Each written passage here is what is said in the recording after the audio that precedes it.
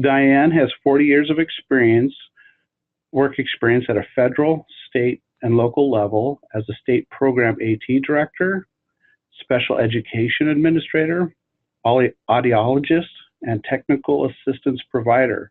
Currently, Dr. Golden provides technical assistance for state AT programs with special focus on data analysis and program improvement as part of the Center for Assistive Technology Act Data Assistance.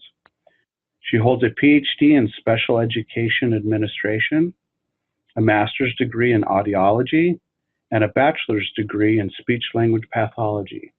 We're really excited to have Diane with us, and we hope that everybody can learn and appreciate what we're going to learn today. It's going to be a lot of good stuff, and we are going to get her slides up, and we will be off to the races. Diane, are you there? Turn it over to you. And great. There we go. I'm here. I am here, and I appreciate being with you all today. I'm going to do a little intro. When Kevin asked for a short bio, every time I send that out anymore, I want to say, or you can just say I'm really old at this point in time.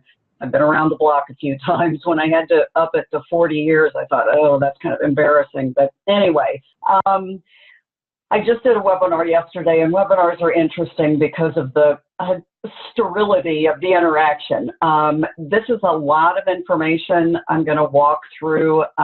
This slide deck is called the AT Act 101. It's kind of everything you ever wanted or didn't care to know about the Assistive Technology Act is covered. I will try to point out things that I think will be interesting and helpful, since you guys are California people. California is a little unique in terms of the AT program, so I'll try to point that out and even point out, similarities, difference in other state territories, etc. along the way. And please do, type in your questions, chat. That's going to be much, I think will respond to your informational needs. I can do what I can to cover the information that's kind of the basics, but then there may be specifics you have questions about. So the way the slide deck is organized, there's a very high-level overview first, and then I'm going to delve specifically into the part of the AT Act that really directly impacts AT programs, which I think is what you're most interested in, since you guys are mostly affiliated with the AT program. So next slide, Kevin. I'm going to start out with a brief legislative history. There have been 4 iterations of the Assistive Technology Act, and it actually has changed names in that time period. In 1988, it was originally the Tech Act, and another slide talks a little bit more about that. In 1988, the very first law passed, and it had 2 titles. Title I, which was grants to states, and Title II, which was programs of national significance. In 1994, a 3rd title was added, which was alternative financing programs, which cash loans, other kinds of financing mechanisms. In 1998, the name of the law was changed from the Technology-Related Assistance for Individuals with Disabilities, a mouthful, Tech Act typically. In 1998, the law was changed to the Assistive Technology Act, and a Title IV was added that repealed, quote unquote, the Tech Act. So one of the things I tell people is every time I hear somebody referring to the Tech Act, I kind of say, you do realize that was repealed. That isn't the terminology, it's the AT Act, and that happened in 1998. And then in 2004, the law was truly overhauled, is the best I can describe it. No longer had titles, now has sections, and the sections are listed there. The ones you're going to be most interested in are Section 4, that's a state grant program. Section 5, that's the Protection and Advocacy Grant Program. And Section 6 national activities. Not that the others you might find interesting to read, but those are the three that are actual funding sources, and there are things implemented on an annual basis in those three areas. Next slide. So, laying over that, the funding history behind the original Tech Act and then the subsequent AT Act. The 1988 law established competitive grants, and states came on in cohorts, for lack of a better word. So the very first year, in 1989, 9 states were funded. The next year, another, I can't remember, I think it was 10 or 11 in round 2. And then the next year was another 8 or so, and then the next year. So states came on in cohorts for a 5-year competitive grant award.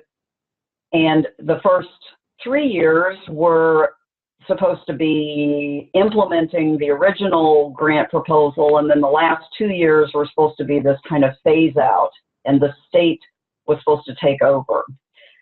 In 1994, that was reauthorized, the Tech Act, and it still was called the Tech Act, and provided another 5 years. So what basically happened was states were telling the federal government 5 years was not enough.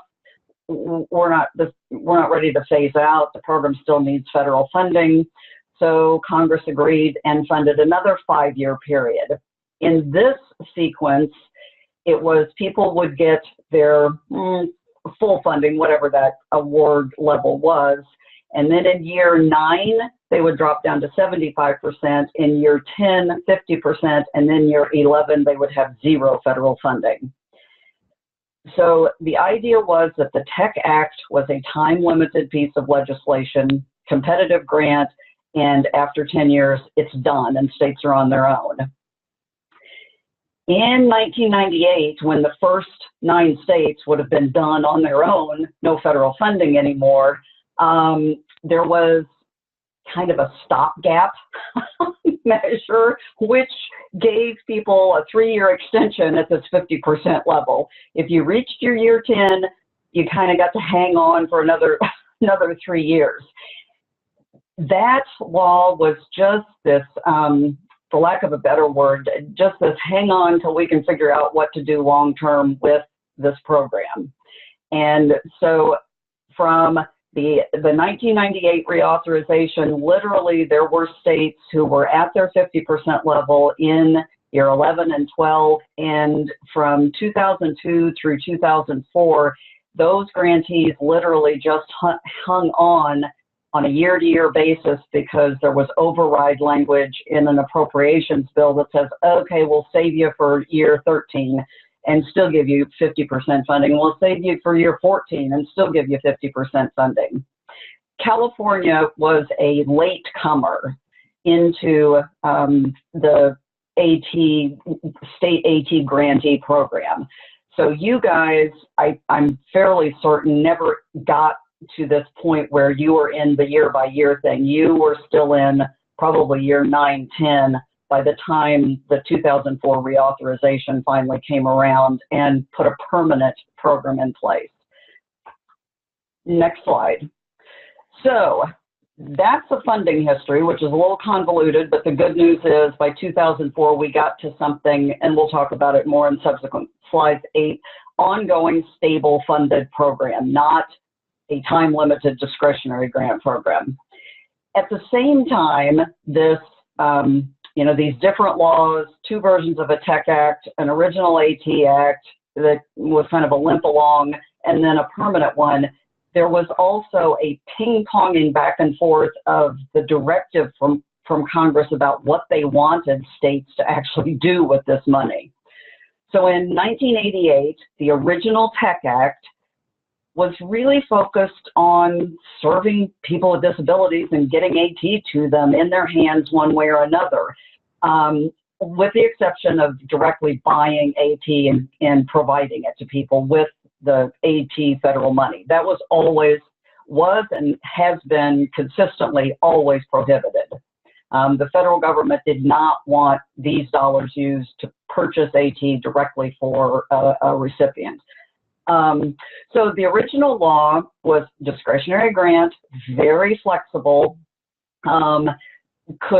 States could do just this variety of activities. Everything was discretionary, up to the choice of the state, but it was focused on relatively direct services and hands-on kind of AT things. In 1994, now remember that was supposed to be an original 5-year grant, and then in 94, they put another 5 years in place. At the same time, they literally completely shifted the focus of the program from direct service-y kinds of things to quote-unquote systems change and advocacy. And part of this was just the change in Congress at the time. There were just different people in charge, and they had a different vision. They wanted these federal funds to, remember, be time limited, end of 10 years now, and they wanted basically for this federal money to, through advocacy and systems change, create a robust AT service system within a state with state resources, not federal. So you were supposed to focus on policy improvement, policy advocacy, individual advocacy. The 94 law added a mandatory contract between the state AT program and the State Protection and Advocacy Agency. I won't bore you with the details, but that was less than successful administratively. A mandatory contract is kind of a difficult thing. If relationships are good between the two parties, it can be great. If not, it's kind of like a shotgun wedding. It can be a little awkward. So that was in the law, and AT programs and PNAs. I mean, I'm not saying one-sided. It's like just when two agencies are forced into a contractual agreement, there can be issues. And again, the whole idea was systems change, advocacy, not direct service. And 94 is when, remember, Title III was added, which was competitive money for alternative financing kinds of programs. Next slide. And then in 1998, remember they added a 3-year extension to save people from falling off the cliff year 10. Very little change in focus, was still, the systems changey advocacy kind of thing, but they did figure out that mandatory contract thing had not worked so well. Congress got that message pretty clearly.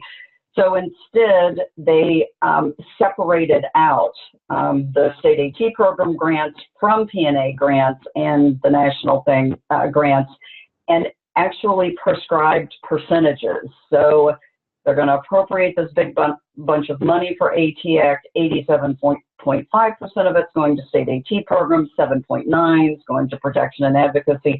So they eliminated the mandatory contract basically and gave the PNA grantees the grant directly from the federal government. And I'll get to this in a minute, but this is all through NIDR, and I'm not misspeaking. It was NIDR back then, not NIDLR as it is now. And this was the old NIDR in the Department of Ed. And again, in 98 is when they added Title III, and competitive funding was first appropriated for that title in 2000. And interestingly enough, the law actually always required a 50% state match for Title III, and the first year award actually was a 50-50 state, 50% federal match. By year 2, when they appropriated money again for Title III, they overrode the statute language and made it only a 25% state match, quite frankly, because this was back, if you remember this time period, this is when states were in terrible financial trouble with their own state money. So that was the only way they could actually, get applicants. And the original law, the statute itself, always limited a state to one of these grants, not multiples. And that was overridden in appropriation language over the years, because as they'd appropriate money for this, they just couldn't get applicants with a 50% match requirement and a limitation that you could only get one grant. Those states who had some money available were the ones getting multiple grants, obviously. And then in 2004, there was a seismic shift. And again, Congress had changed. And I can say pretty directly that systems change became not something anyone was interested in using federal money to do in this point in time. That was kind of a bad terminology, et cetera. The focus in the significant change in 2004 was to get states to use these dollars to directly get AT into consumers' hands, to help them make decisions about AT, to help them acquire it, to help them, use it, et cetera. So with the change in focus, Congress also agreed that this was not a time-limited program. States were going to need ongoing federal support to make this work. So it shifted from a discretionary grant program to a formula grant program. And, the easiest examples, like, typically discretionary grants are 3 years, 5 years, they're competitive, a handful of people get them. They're usually, model demonstration-y kinds of things. Formula grants are things like Title I VR money, IDEA special ed money. Those are state formula grant programs, and that's what the AT Act is now.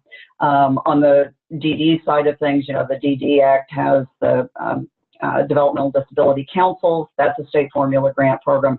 So you get the idea. It's ongoing funding. It's not competitive, and that's the beauty of a formula grant program over a competitive discretionary one. At the time in 2004, Congress recognized that NIDR was not an appropriate agency to administer a formula grant program. NIDR literally only does competitive grants. That's all, that's what the whole agency is about. So Rehabilitation Services Administration became the administering agency for the AT program in 2004, since they're very used to administering formula grant programs, aka Title I of the VR program.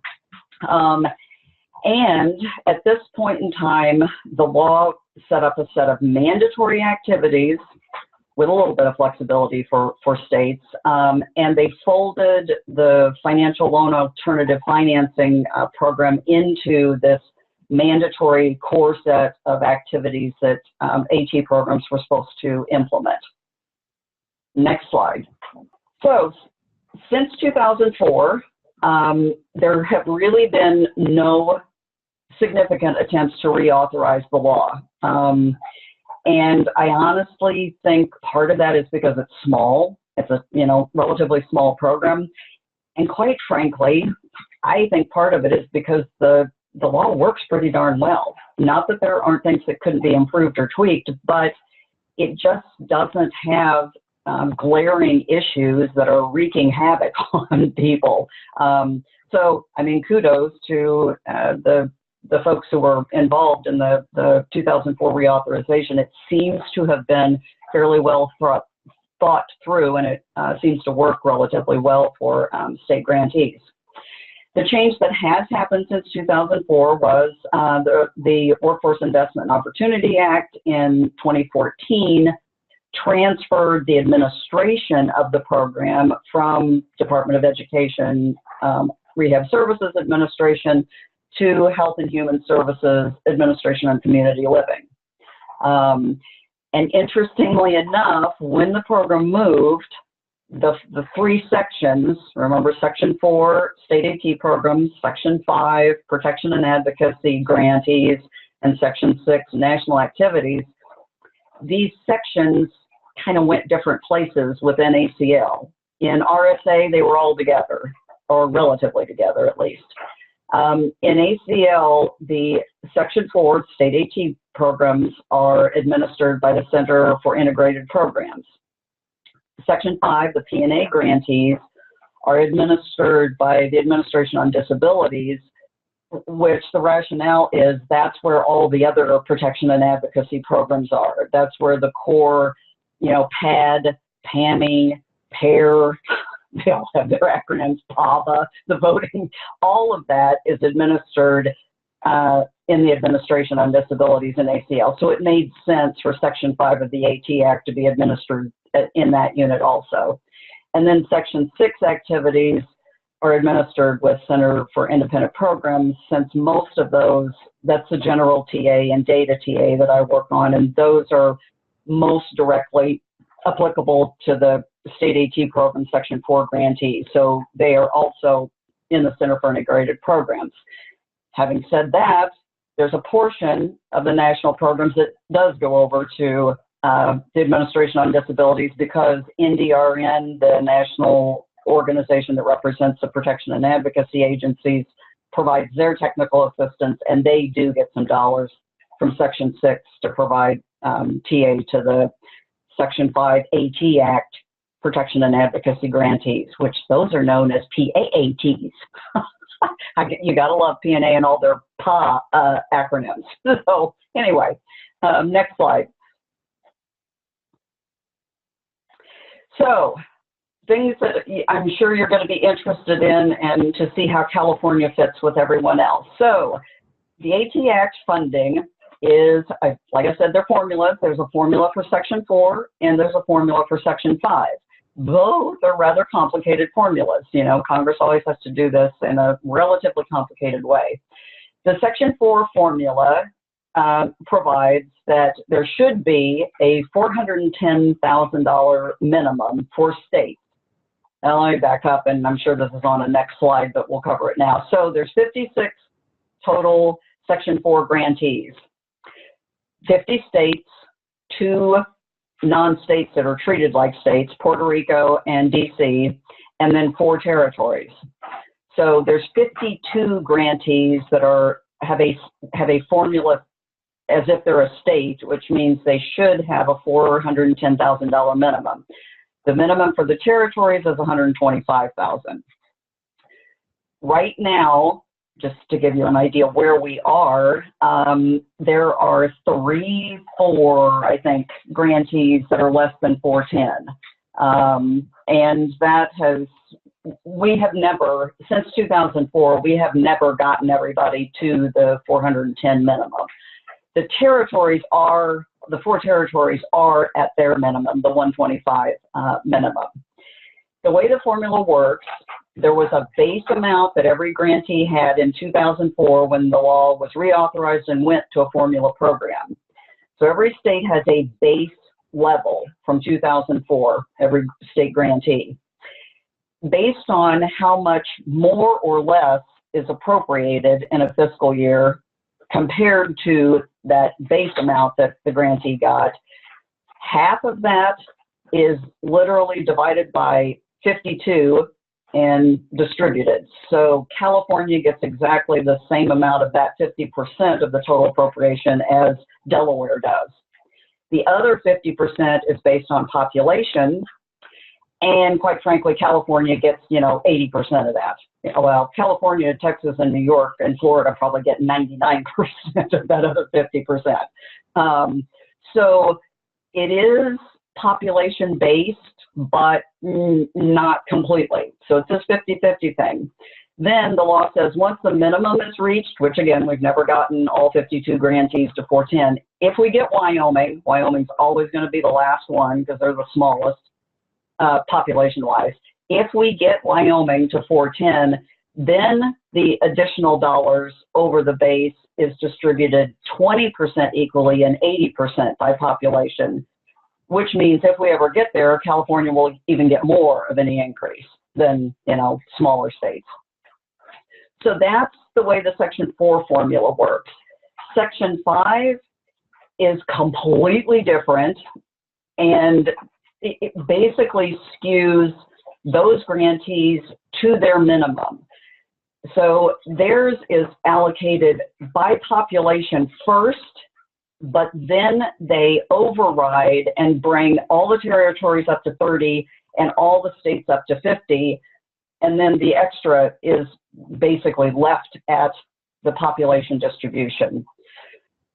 So overall, what that means is for our formula, there is really, really wide variability. California's award is 1.2 million-ish versus Wyoming's is, you know, 380. So wide variation. Versus the P&As, there are a few states that, you know, who at 100 and maybe 200, I'm not as familiar with their formula, but there's like at least half of their grantees that are all at 50. So they've got a lot of people bunched at the lower end, and we've got kind of this really wide variability going on in our formula. Section 6 are the national activities. There are 5 of them. There's 3 required grants or activities and 2 optionals. The 2 optionals have never been funded. I don't look for them to be funded, so I tend to not talk about them. The other 3 are all technical assistance, general technical assistance for the Section 4 grantees, Section 5, and the one I work on that's very specific to data collection and analysis for Section 4 grantees, the state AT programs. Next slide. So this gives you kind of an overview of the current funding, some of the things I just talked about. Interestingly enough, Section 4, like I said, has 56 grantees versus Section 5 has 57. And that's because the P&As also have a Native American project that Section 4 does not have. Don't ask me why Section 4 doesn't have a Native American project. I have no idea. You know, how the decision, I don't know. I have no idea why the difference between the 2, but they have 57 grantees and we have 56. Again, you can see kind of the distribution.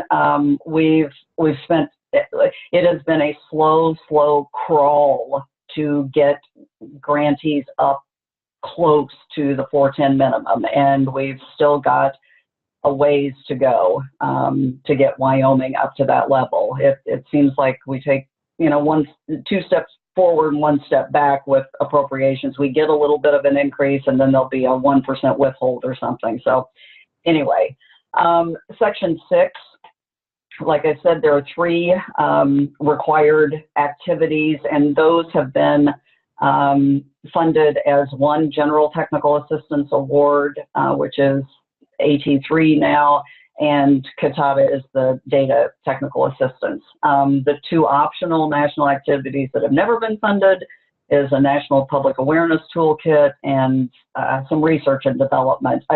Again, the R&D part, you know, NIDR does tons and tons of that. I'm not sure why Congress. Well, I do probably know there was probably, you know, advocacy on the part of someone for that particular national activity, and so it was put into the law but has never been funded. Next slide. Okay, Section 6, like I said, is there's ATAP has the current grant for general technical assistance, and NDRN provides the technical assistance for the Section 5 P&A grantees. The CATADA grant that I work on is actually the lead for that is the University of Massachusetts Institute for Community Inclusion, which is a USED, one of the network of university centers on excellence in developmental disabilities. Anyway, one of those funded. They are the lead, and ATAP does subcontract work for them, and we support the online data system, NATADS, that collects much of the Section 4 grantee data and produce the national reports and the report to Congress, et cetera, related to all of that data. And later in the slides, I'll share some links. I think it's always helpful for people to look at national data and then look at their data and look at other states, because I think it gives you a very good feel for what you're doing and what everybody else is doing, and how it looks in relationship to the big picture of what Section 5 or Section 4 state AT program grantees are doing. Next slide. Okay, so Section 4 in detail. These are the things that I think you'll probably be most interested in related to, what's going on in California and what the law really requires in terms of state implementation of the state AT program activities. Next slide. First slide is about the lead agency and implementing entity. And I'll confess up front, okay, California is my asterisk state when on this issue. Every time I do lists, I kind of have to do an asterisk for California. So Section 4 of the AT Act indicates, and this is really typical for, I'm going to use like IDEA Part C as an example. The governor has to designate a lead agency for IDEA Part C. That's the infant and toddler program. And in some states, that's the Department of Health, and others, it's the Department of Education, et cetera. That's a very typical kind of requirement in a federal formula grant program, and it's the case in Section 4. The governor designates a lead agency for the Section 4 AT program. In a number of states, as it is in California, that's vocational rehabilitation or the rehab agency for the state. I mean, whatever they're called, they kind of look and feel different in different states. In addition, the governor can also designate an implementing entity. That's the terminology in the law. And that's the entity that it is actually implementing all of the mandatory activities that we'll talk about later, the state level and state leadership activities that are specified in the state plan. So for most grantees, there is a really clear lead agency, and the state either has an implementing entity or they don't. It's a binary decision, yes, no. And if they do, then that agency is clearly designated as the implementing entity. So when you look at the 56 grantees, right now, 20 lead agencies are universities. The majority of those are USEDs, but there are some that are not USEDs. There are other university units. 27 lead agencies are rehab of some sort. Either it's literally vocational rehabilitation, or some have a broader rehab services kind of unit that includes more than just quote unquote VR. And then there are 9 other state agencies, and those are kind of all over the board. There are some general administrative units. Some states have a really broad disability department that has a bunch of stuff in it. And there are even 2 grantees where it is in special education, or that's the designated lead. Implementing entity. So in those states that clearly have an implementing entity, and I'm going to tell you right now that number 14 actually includes California, even though I typically have to asterisk that because it's not an officially designated implementing entity as the foundation there. But there are 14 nonprofit agencies that function as an implementing entity.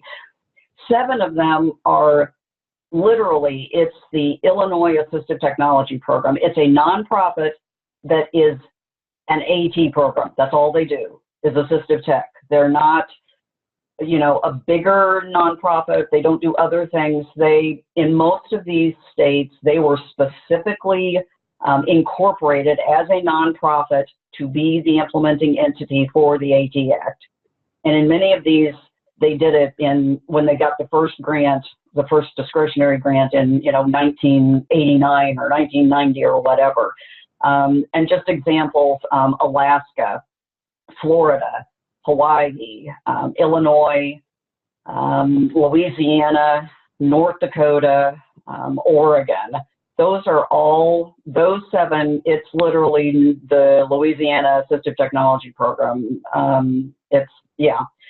They are That's all they do. And now it's dollar-wise that the AT Act is not at all their only funding source, but all they do is AT. In two states, the Protection and Advocacy Agency is the implementing entity. And in I'm going to skip that one. I'll come back to it because that's where I love California. In two states, it's Easter Seals. There's a statewide Easter Seals organization, which is unique for those states too. In many states, that's not the case. There is no statewide Easter Seals organization, but in these two states, that's the case. And that organization also is the entity that's implementing all of the AT Act activities, and so that's the designated implementing entity. And in one, South Dakota, it's a special ed co-op-y kind of thing. It's really an odd situation, so that's my one other. I've listed two IL just in general. Your situation in California and Michigan, it's an organization in Michigan called Michigan Disability Rights. It is not the PNA. It has nothing to do with the Protection and Advocacy, even though it says Disability Rights, so that's confusing. But they are a statewide, independent living-ish organization, and they are the designated implementing entity for Michigan.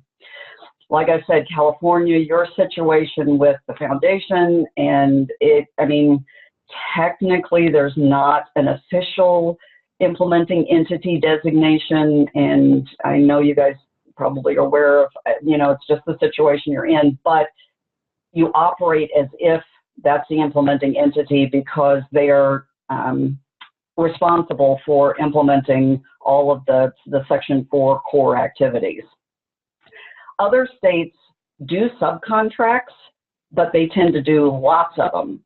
So if when the state doesn't have an implementing entity, frequently, New York's a good example. New York probably has 30 to 40 subcontracts with all kinds of regional providers, and some of them do device demo, some of them do loans, some of them do all and reuse, some of them do all of those. They just got this myriad of lots and lots of subcontractors all over the state that do regional stuff. So it gives you an idea of the different strategy in terms of implementation. So whoever's implementing, there are 14 nonprofits, there's 20 higher ed agencies who are implementing, and 22 state agencies are directly implementing the program themselves or with a whole boatload of subcontracts. And that's a significant difference also, and I can give you an example. Vocational rehabilitation is the lead in North Carolina, and that agency itself has multiple regional centers, and they provide all of the services directly. They have an expansive number of people employed by the state AT program per se, all across the state, directly employed by the state agency, and those regional offices do device demo, device loan, all of the services throughout the state. So that's an example of a state agency itself is doing the implementation, not subcontracting it out either to one entity to do it statewide or with multiples. Like I said, New York's an example of a state agency that does lots of subcontracts. Kentucky and Tennessee do that, and others are a combo. They will do some things themselves directly statewide. Sometimes they will do device loan in a state that is not geographically really spread out. It's relatively easy to do drop ship device loan, and you can do that centrally from the state agency can do that directly versus having a lot of regional subcontractors or centers. So a lot of diversity, and the state agencies themselves even have one vocational rehabilitation agency actually subcontracts out all of the implementation to a university. So there's even public to public kinds of contracting that goes on. So a lot of diversity in how states have decided to implement their Section 4 state AT program. Next slide. Advisory Council, another requirement of the law. The Advisory Council must be 51% consumer majority, so individuals with disabilities who use AT or their families. And then there's a list of specific agency representatives that must be on the Advisory Council. The law in general states that the Advisory Council provides advice, thus the word advisory. But some grantees have given, that's probably not a good word, but have authorized their advisory groups to do more than just purely advise. And it's more like the VR advisory group that has some definite decision making about the VR state plan. In some states, they've designed their advisory council to do the same sort of thing. Those are all decisions that a state can, think through and decide what's the best option, what level of decision making do I want the advisory group to have versus being purely advisory. And there are pros and cons. Missouri is an interesting example where that program is actually governed by a council commission that is in state statute that the governor appoints. And because of that, that group has some pretty significant decision-making authority. Those people have to report to the Ethics Commission because it's an appointment to a group that actually has some control over appropriations and state funds, et cetera. So that's an example of one that has a lot of decision-making authority. In some places where there's an implementing entity, that implementing entity, Florida is an example of this. That's a freestanding nonprofit. AT program is the implementing entity. Because that's a 501c3, they have a governing board. That board also serves as the advisory council under the AT Act. That's a governing board. They have complete fiduciary responsibility, et cetera. So they have a tremendous high level of decision-making authority versus an advisory group that is, quite frankly, just providing advice, So again, you see the diversity of, depending on the way the state is structured, and that probably is going to play into how the advisory council is designed, who appoints them, and how much actual authority they have or don't have. Next slide. Okay, so we'll talk a little bit about the actual activities, and I'm guessing some of this will be very familiar. You've heard about state level and state leadership activities. In the 2004 reauthorization, they identified 4, and we call them core, state level activities. This is where Congress wanted the focus for state AT programs. First one, state financing. That can be cash loan. That's what people tend to think about when you say state financing, but really it's a whole variety of activities. There are folks who do device leasing as part of state financing. There are lots of programs who administer external funding and they directly purchase AT, not with AT Act dollars, but with other dollars. And so they're a direct provider of devices. There are grantees who are doing cooperative buying programs so that people can, buy off of their bulk purchase agreement, et cetera. So there are other options other than just cash financial loans. Reuse covers everything from online exchange to bringing devices in, refurbishing, sanitizing, sending them back out. Short-term device loan, and device demonstration. And I think it's just interesting to note that all 4 of these activities were in previous quote-unquote Tech Act laws, but they were all the discretionary activities. They were optional for a grantee. The state leadership activities are all required, and that's training and technical assistance, public awareness, including information and assistance. The law actually uses information and referral, but that's sort of been morphed into INA, coordination and collaboration. And it's interesting to note that these were all required activities in the previous law. So what I'm telling you is that under the discretionary laws, the early laws, many states were halfway doing the 4 core. Somebody would be doing one of them, but not all of them. So when the 2004 reauthorization hit, it was a big adjustment for lots and lots of grantees, because all of a sudden now these pretty much all became required unless you claimed flexibility or comparability, which was Congress's way of saying, okay, we acknowledge, A, we're not providing you with a whole bunch of money. This is your chance to opt out of something. If you go to the next slide, I'll walk through flexibility and comparability. Flexibility is just that, you opt out,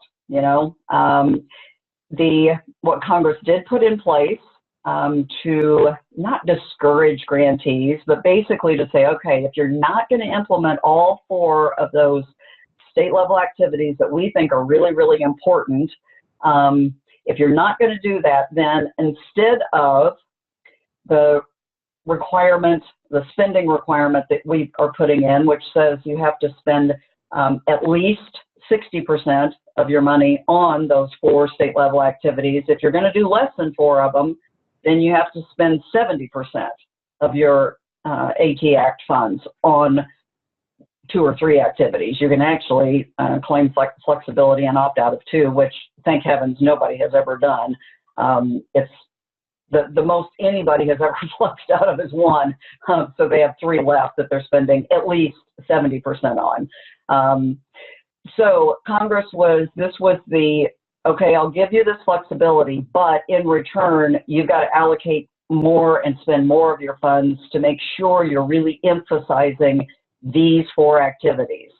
So the takeaway here is Congress was sending a really clear message to state AT programs is this is where your emphasis should be. You need to make sure you're doing this stuff, doing it well, and you can show us that. That was their, what they wanted to make sure grantees did.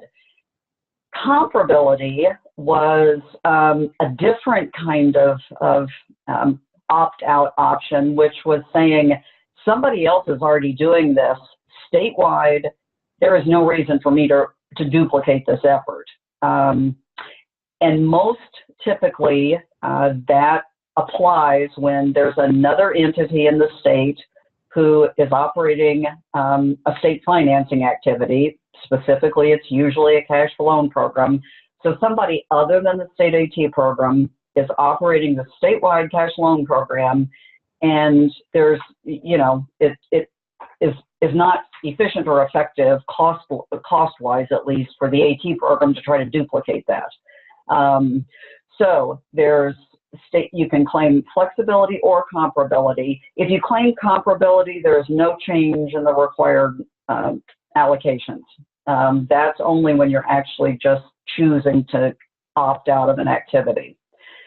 Just to give you an idea, there are a handful of states who have claimed comparability and continue to. And again, those are, well, they're not almost, they are all states in which there is a separate cash loan program, usually got funding under the old Title III, that's been repealed, et cetera, or even there's been some new money too.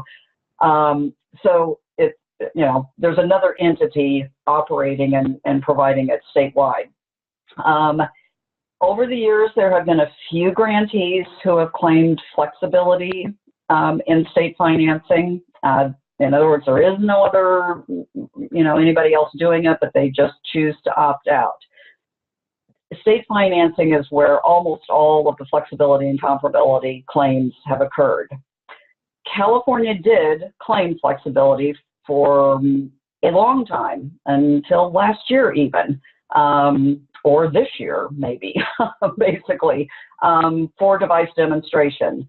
It was fairly unique. There's only one grantee who at one point in time claimed comparability for device loan, but that is no longer the case. So all 56 grantees implement device loan. Since California no longer claims flexibility for demo, all 56 grantees implement demonstration activities. There's one territory who claims flexibility for reuse, and I don't know if they'll continue to do that. With some support, they may get something implemented. So in essence, almost all grantees are doing reuse, device loan, and demo. It's the state financing part where we still have probably 10 maximum folks who are either claiming flexibility or legitimately comparability because there's somebody else, operating the program. So again, just gives you a feel for what other grantees are doing nationally and how California looks. Next slide is on the general caveats for and restrictions with the AT Act. None of these are surprises. It's a supplement, not supplant. I think every federal law ever written has that. There's an additional, in addition to the at least 60% or at least 70% for state level activities, there's also a 5% requirement for this transition training or technical assistance. And I can tell you that got in because of one particular senator who was really, really interested in transition activities. I mean, that's how this stuff happens. The prohibition on direct payment is in every law, every iteration. So those are just classic, restrictions on the AT Act. And the next slide. The next two slides just provide a really high-level overview of the two critical parts of Section 4 that require all grantees to do A, a state plan, and B, an annual progress report. And I like to tell folks that if you come from like a VR background or a special ed background or a Medicaid background, this state plan is not like a Medicaid state plan, highly regulatory, that sort of thing. Or, anyway, this state plan is your application for funding. It's much more, descriptive than regulatory. It's literally you saying, this is how I'm going to implement the required state level and state leadership activities. It does have a whole lot of assurances, some of those things that were in there, but this is a document that is actually one that the public should be interested in because that's how they know how you as the state AT program are going to be implementing all those mandatory activities, state level and state leadership. The next slide provides an overview of the annual progress report. And I'm not going to go through all of these activities, but suffice it to say that the AT Act is one of the more prescriptive laws in terms of mandatory data reporting and exactly what kinds of numeric data are going to be collected. It's relatively extensive. Good news is it provides a wealth of information nationally about the programs and who's doing what. And the next slide provides an overview of the performance measures that are part of the annual progress report. These all end up producing percentages, and those are used by ACL to talk about, how many folks were able to acquire stuff and their perceptions about, this is the only way I would not have gotten this had it not been for the state AT program. I would have not been able to make a decision and get the right AT. I would have been fumbling around, getting some bad, wrong AT if I hadn't had the device demonstration or the device loan kind of thing. So all of these there's also consumer satisfaction, just pure how happy are you satisfied with the services, another set of percentages. There's a wealth of information in this annual progress report data that is helpful at a national level to visit with policymakers and should be helpful to you all at a state level also with your data. And the last slide, or next to the last, is these are links to specific data reports on the CATADA website. Every grantee has a profile page on the CATADA website, which has their state plan, their most recent annual progress report, information about that grantee, what they do if they claim flexibility or comparability, or they do all of the mandatory activities, the state level, state leadership. There's aggregate data. You can look at tables that show the number of device loans that every grantee did. So you just get a feel for size and scope of services in a grantee. So I would encourage you to look at the CATADA web data portal and, sneak around, see what folks are doing. I think it's just helpful to again, get a national picture and get a feel for, what you're doing comparably or not. And the last slide is just additional reference information. The first link is to the AT3 Center website, which also has a wealth of information about there's a link to the full law. There's a link to, just tons and tons of information, administrative guidance documents, policy documents, et cetera, et cetera. And the ACL does have an AT web page that also has a lot of information that's, I think, helpful to know what's available. And that is the last slide. Hopefully, this has provided at least a reasonable overview of the history and kind of where we are today with the AT Act. Thank you, Diane. This is Kevin from COPAS. I really appreciate your input and everything you said. It's very informative, and I loved it. All right. Thank you so much. Thank you, everybody, for attending, and this will conclude our meeting. Thank you.